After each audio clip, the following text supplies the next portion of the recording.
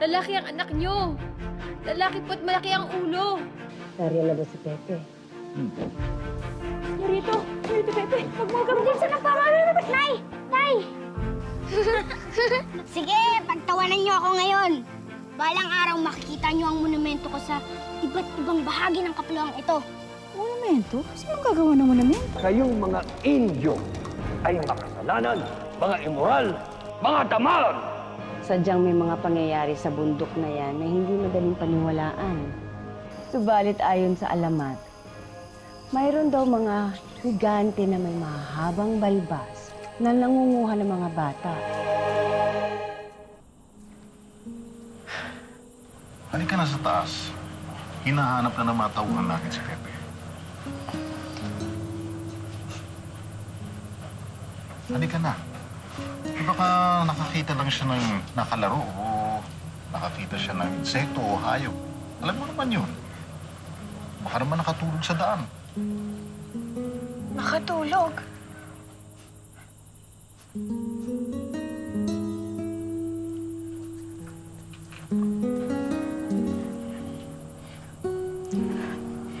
Pasensya ka na, Tia Lina, ha?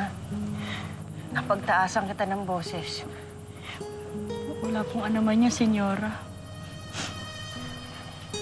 Hindi mo naman kasalanan na nawawala si Pepe. Hindi po, senyora. Kasalanan ko po. Dapat pa binantayan ko siyang mabuti. Kalikutan talaga ng batang yun eh. Humanda siya kapag balik niya rito.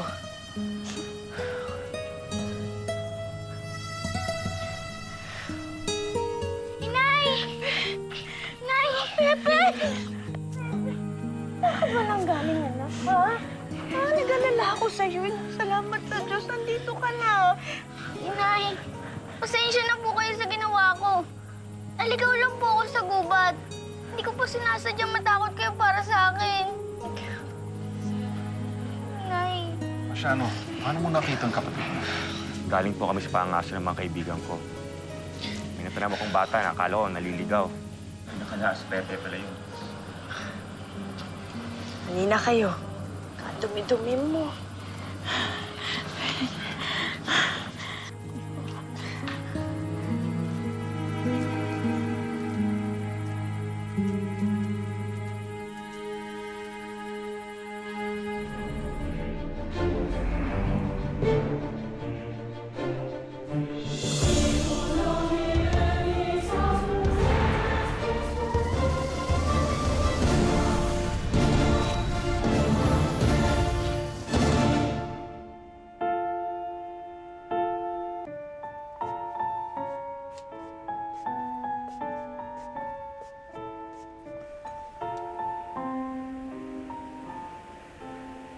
Pwede naman tayong humindi kung talagang ayaw mo pumunta.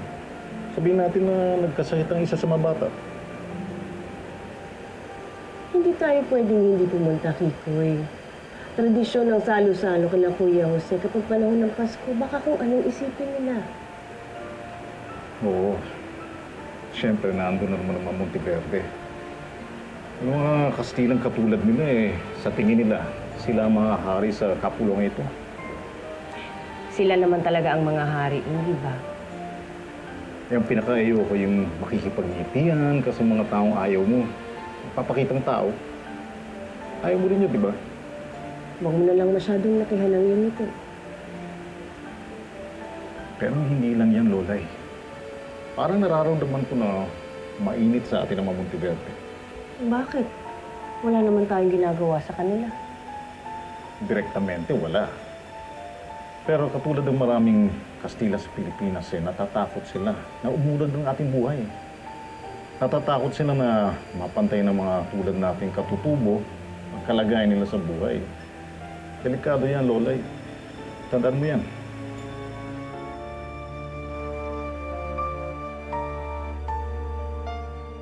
Ayoko! Ayoko talaga! Kailangang isuot mo to, Senyorito Pepe. Bakit ba ayaw mo isuot? Tingnan mo, pagkaganda-ganda ng damit na to. At saka gwapong-gwapo ka dito. Ang init! Ang sikip! Alam Hindi mo, ako makagalaw.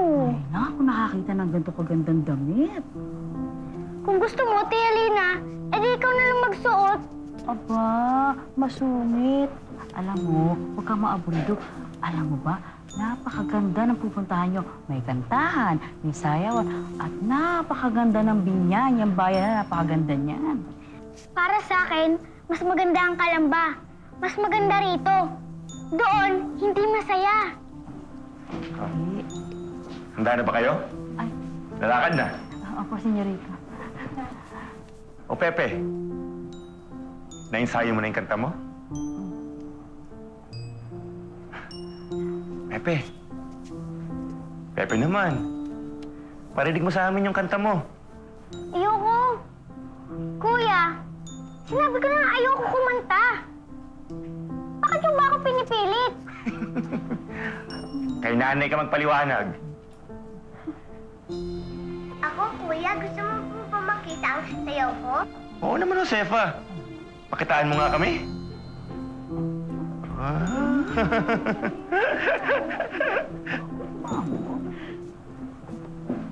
O, mamaya na yan. Mga bata, tapos na. Ang gaganda naman dalaga ko.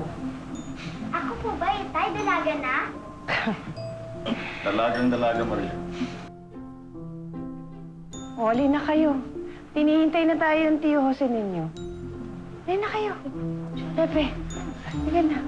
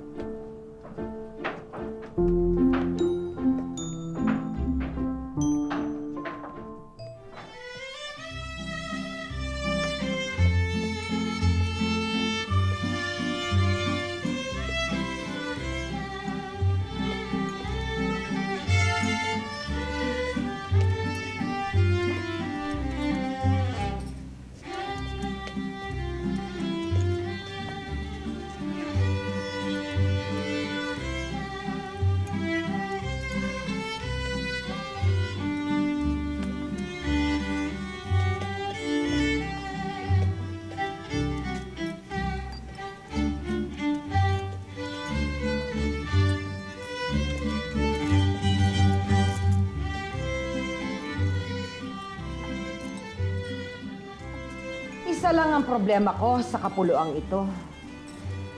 Napakainit. Kahit na buwan ng Disyembre, hindi katulad sa Espanya. Pasensya na po, Doña Conchita. At ano pa nga ba ang ginagawa namin?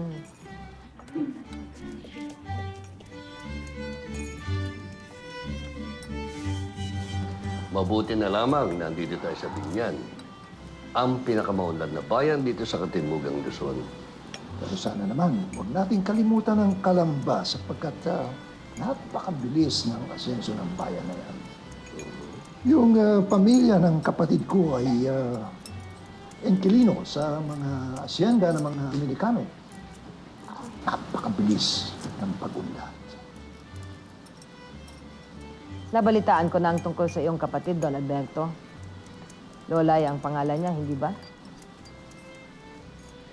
Ang balita ko ay nakapagtapos daw sa Kolehiyo de Santa Rosa sa Maynila. Magaling daw sa negosyo. May sakahan sa Kalamba. May paggawaan ng tela. At aba, sobrang aktibo raw sa mga proyekto ng mga kababaihan sa gawain sa simbahan. Hindi ba laman lubhang kahanga-hanga, Padre?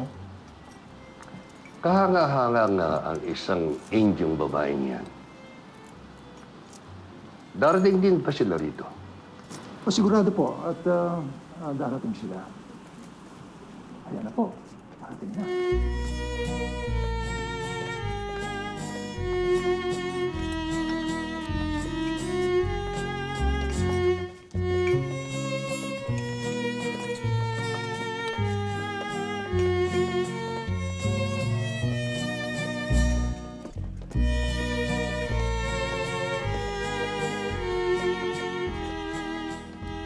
Pero, nandito na ang mga amoy lupang taga-Kalamba.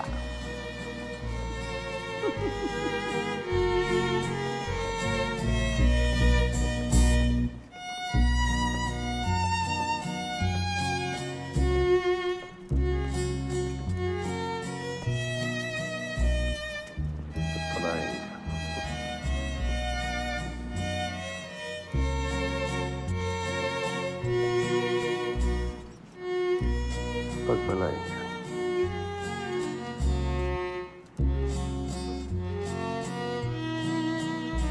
pagpapalain ka.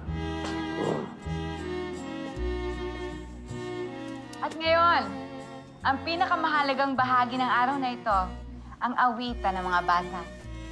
Talbugan mo ang mga taga-Kalamba.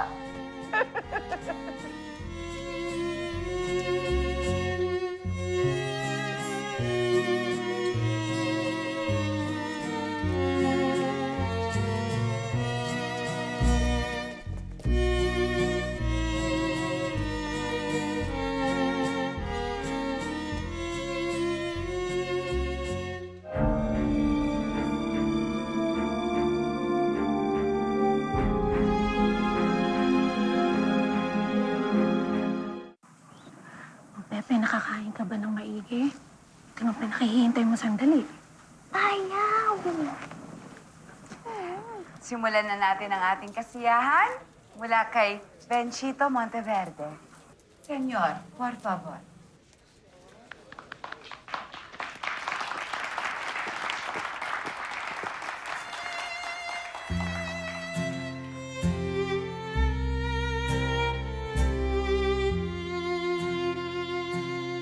Estas son las mañanitas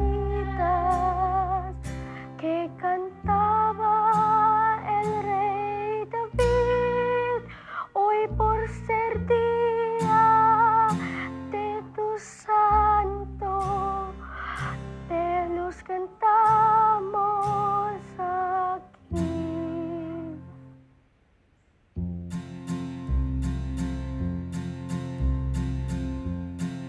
Con jazmines y flores, hoy te vengo a saludar. Hoy, por ser día de tu santo, te venimos a cantar.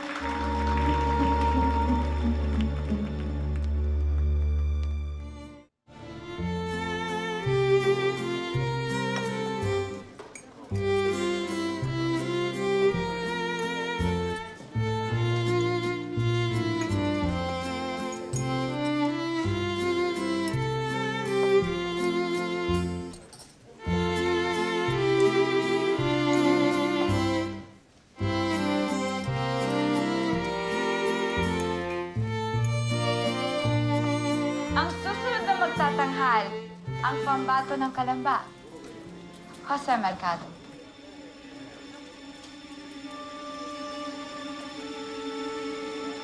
Ito na, Pepe. Ayaw!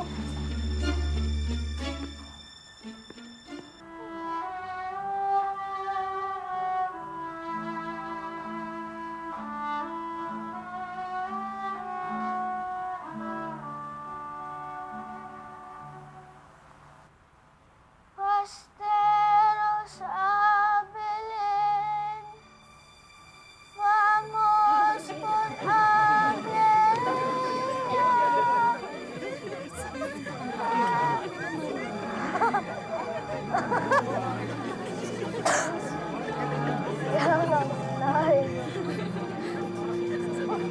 Anong alak niya?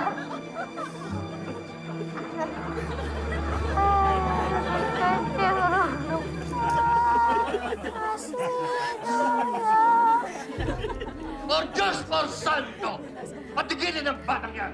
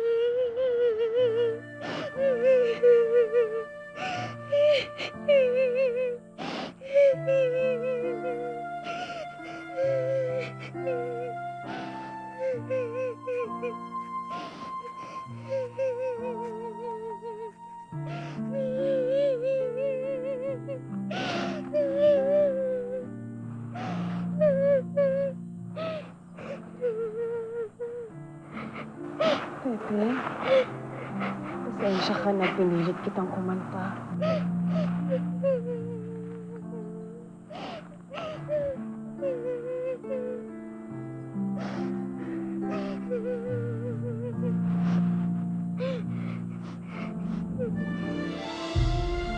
Mas gagalingan ko pa po sa susunod din eh.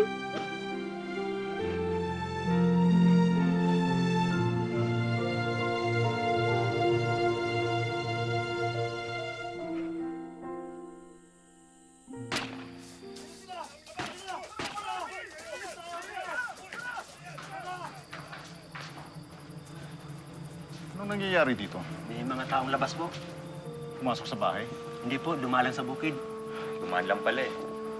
Mas mabuti na nakasisiguro. Kunin na nakirifle. Agulugarin uli natin ang bukid. Opo, mag-ikot. Tayo mga kasama. Ano po ang mga taong labas?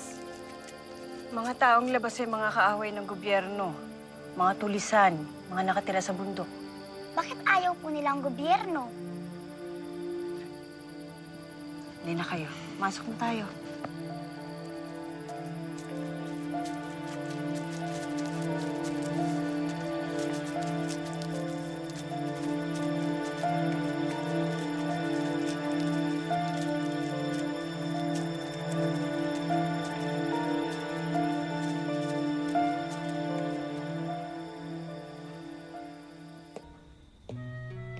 Pepe! Pepe! Ano? Anong nangyari? Kumusta? Huwag mo ding sabihin na maganda naman ang pagkanta ko. Alam kong pangit. Aba, hindi. Akala ko nga uulan eh. Kasi wala ka sa tono. Naghahanap nga ako ng payong eh. Ang sama mo. Ibibigay ko sana sa'yo ito kanina eh. Kaya lang nakalimutan ko. Gawa mo? Oo. Ang ganda! Ang galing mo gumawa nito. Turuan mo akong gumawa nito, ha? Oo ba? Ay, naku, nakalimutan sa kusina. Baka nasusunog na. Buti pa, Senyorita Pepe. Umakyat ka na, baka hinahanap ka na ng ina, ha? Naku, baka nasusunog na luluto ko dun.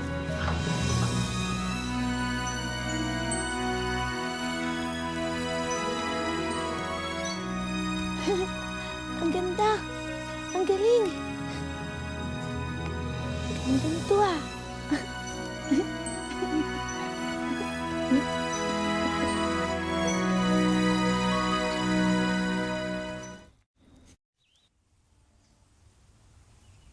Sundan niyo ako. Ah!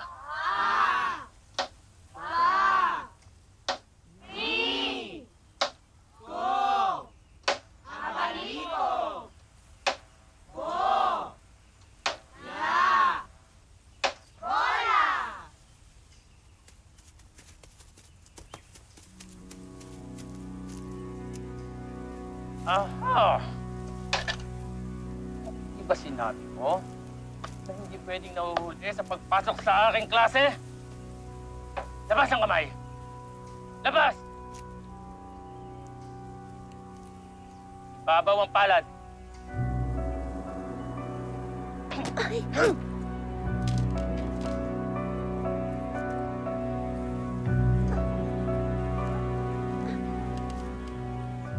Sige, upo!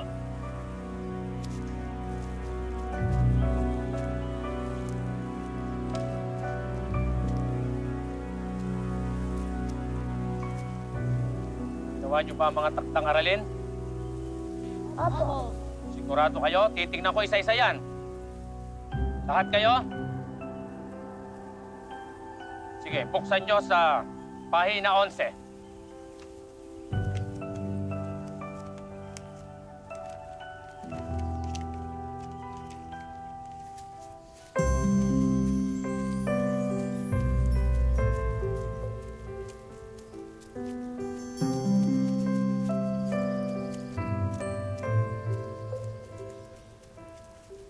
Wag.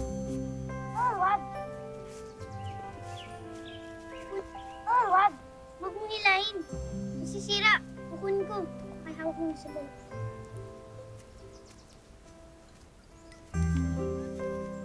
Pa, ba't mo binibigyan bitawan.